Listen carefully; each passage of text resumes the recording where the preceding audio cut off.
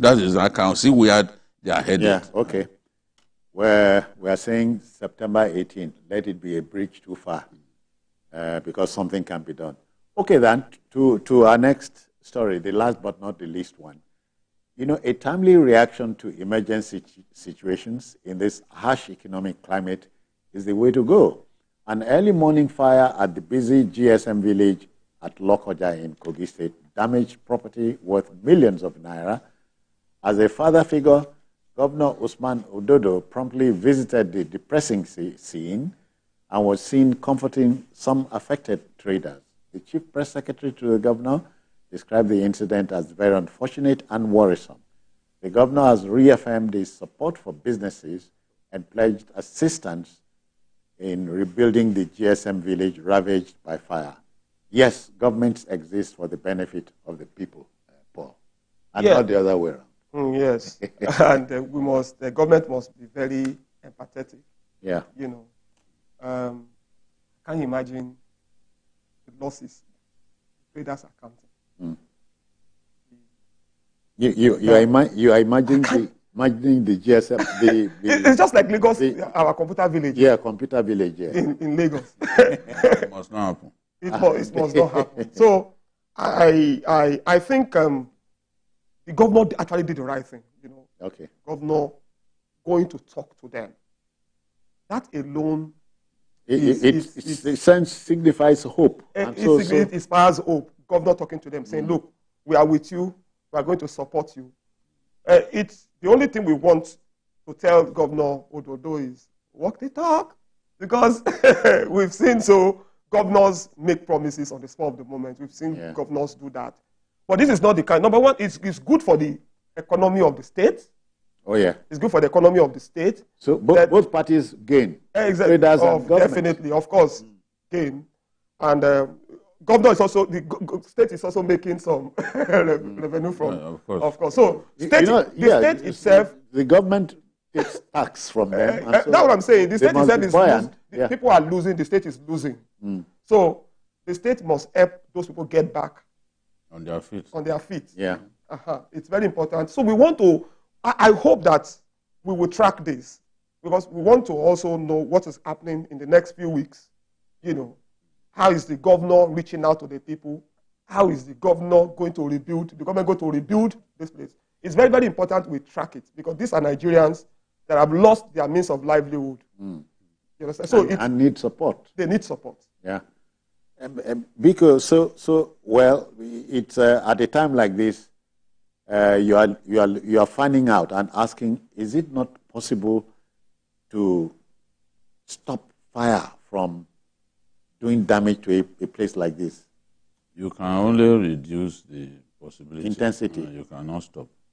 Okay. This one, from investigation, it was the result of a power surge.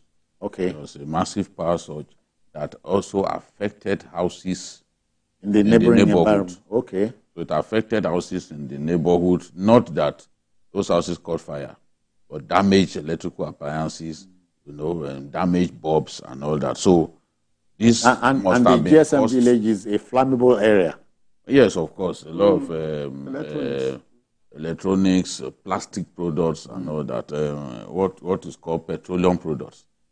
A lot of petroleum products in that place. So now the governor has promised to ensure that owners of businesses and other victims will be supported. So the Kogi State Association of Phones and Accessories Dealers, they need to get data about these people so that the governor's support can then go to the right people, not those who are not actually victims.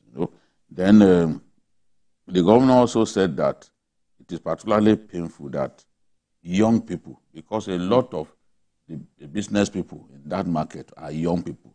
All right. People repair phones, people sell phones, young men and women. They are the people who have been badly affected by this. And the governor has said that it will help rebuild the market. So the support is twofold now. Give them a modern market, rebuild, demolish the buildings that are there now, because the integrity of those buildings would in fact have been compromised. Yeah. Demolish them, put a modern market in that place, and ensure that the people who get allocated stalls or shops in the new market that Governor Ododo will build will be members of this association of phones and accessories dealers, who were the people who lost out in this fire. So then, talking about what you said earlier, what can we do? Can we stop this kind of accidents? It's difficult it's impossible to stop. But these things can happen anytime. We just need to keep trying our best. And this came at the wrong time. They were sleeping in their homes when the fire began. So it made it extremely difficult for people to rescue their goods. And some of them had, in fact, just received new consignments of phones and phone accessories. It makes it all the more painful because you can imagine, you've not. How do you then cope with such an unfortunate situation? But we have a governor that I'm confident will be able to put smiles on the face of these people and get them back on their feet. This difficult period in our country, when people are struggling to survive, is the wrong time for this kind of adversities to be happening. And I can imagine how those who have lost their means of livelihood, it worsens things for them. Exactly. Where do they go? Bad situation. One of the most painful things in life is for you to move from somebody comfortable to being one of the have-nots. Living because beggarly life. Yes, the have-nots will now be compelled by their circumstances to be begging for food for their children. Especially when it's not your fault. And it's not your fault. That's what I'm saying. Moving from being a man who was living a life of luxury to becoming a beggar. Right. This is what adversity can push people to. And that's why the governor has to step in, do his best. It has to be in the reckoning and in the plan of state governors that this sort of adversity can happen anytime. And when it happens, we must have the buffers that enables us to roll out funds to assist those people. Essentially, as Paul said earlier on, let Mr. Governor walk his talk. He will walk the talk. He will walk the talk. This is a different kind of governor. And I'm saying that not because of what I've seen, interacting with him. He will do what he promised to do. Go and ask Kogi civil servants now, especially those local government workers. What is the percentage that they are being paid now? At what point was it when the governor came in? He's been focused on the welfare of the people. He's such a people-centered person. Maybe because it's that's a good testimony because but that's the truth. That's a good testimony because somebody called me. I'm yet to confirm. He said they were now paying that the governor is paying 95% now. He said that the governor is paying 100% now. The last time I spoke with him, he said I'm 95%. All right, so and when you hear that, all right, gentlemen. No, that's improvement. Of course, gentlemen, we must go because time is tight, and the backroom boys are saying, "Thank you for coming, BKO. Thank you for your time. Thanks, Paul Dada. Thank you for your intervention. Very much welcome."